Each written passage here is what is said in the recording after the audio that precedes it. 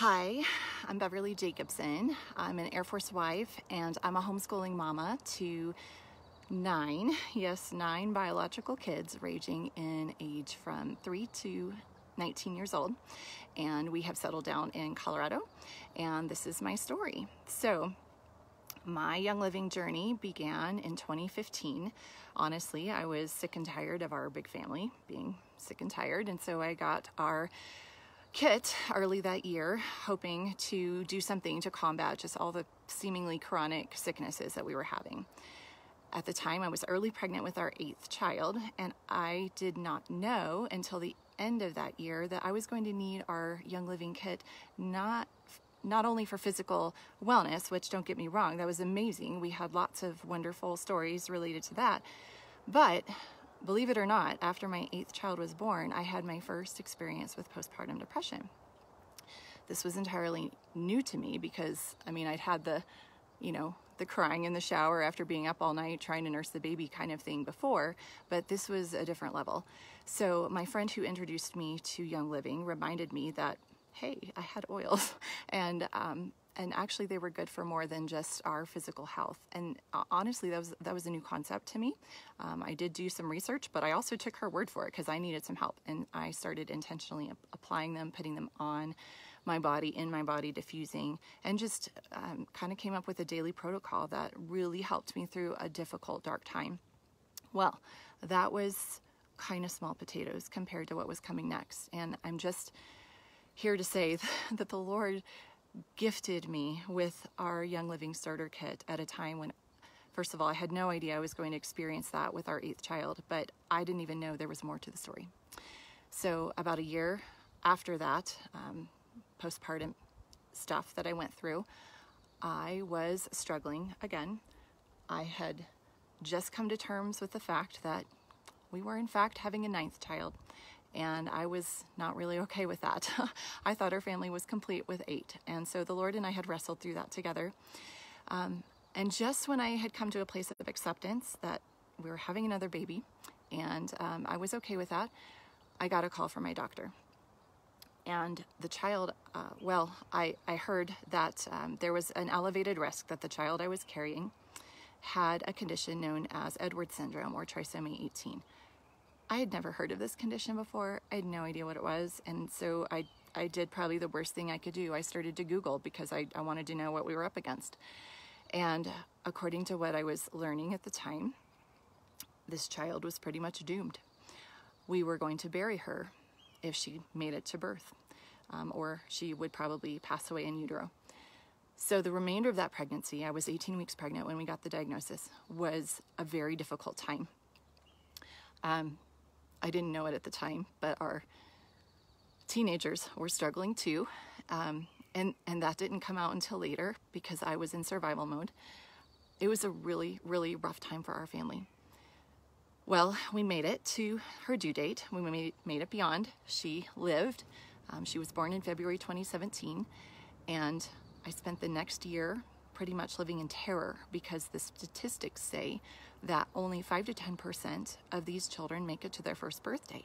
And so we were convinced that we were going to be burying our child sometime during that first year. We were learning how to care for a special needs child. We were trying to balance our other children, trying to figure out, do I keep homeschooling or do I send them to school because I don't have anything to give? And there was a move in there to another state, and it had a new community, so there was a lot going on. Meanwhile, little Verity, our sweet girl, who we believed and still believe she's a gift from the Lord, just as she is, she didn't sleep, and so we had sleep deprivation happening on top of everything. I've dealt with that before, but this was on a level far beyond it. And I am not kidding when I tell you that my marriage and my family and my own life were in jeopardy because of the darkness that was happening inside me and around me as well. And I didn't even want to tell my family the thoughts that I was having, just that I felt like it would be better for them if Verity and I didn't exist. Well, I'm giving you the short version of her story.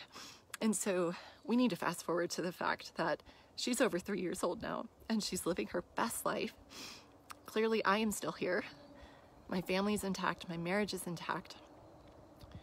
But my mental and emotional health journey was one that I don't think that, first of all, Jesus is the answer, right? If it weren't for my faith, and if it weren't for many people praying for me, we wouldn't have made it. But that experience with postpartum depression, which was, in the scheme of things, not that big a deal, but trust me, at the time it was huge, and it's huge. If anyone's experienced it before, you know how difficult that can be. But compared to what was coming later, it was like, you know, it was rehearsal for the big day. But I remembered what had helped me during that time. But this time I had to up the game. I couldn't just apply the oils in the morning and feel good the rest of the day. I had to be intentional about putting them on multiple times a day. And I literally put reminders on my phone to do that, I don't know, every couple of hours. And after a while, I realized I was not having those dark thoughts anymore. I was able to give some time and attention to my other kids. I was able to talk with, have some hard talks with my teenagers.